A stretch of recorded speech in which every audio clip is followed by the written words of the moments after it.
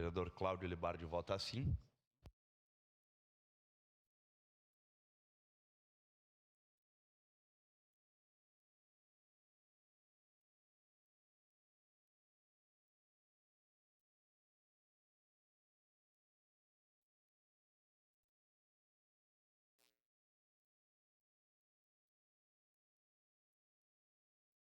Voto.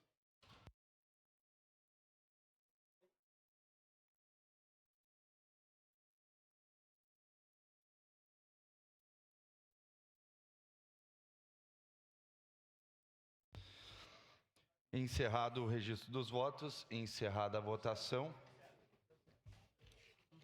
A moção número 25/2026 foi aprovada por unanimidade das vereadoras e vereadores.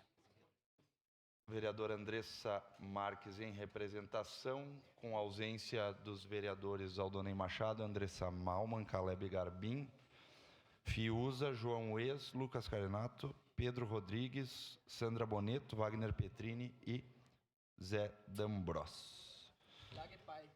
Encerrada a ordem do dia, passemos ao grande expediente. Informa aos nobres pares que as inscrições para a declaração de líder e as solicitações de apartes deverão ser feitas verbalmente pelo microfone.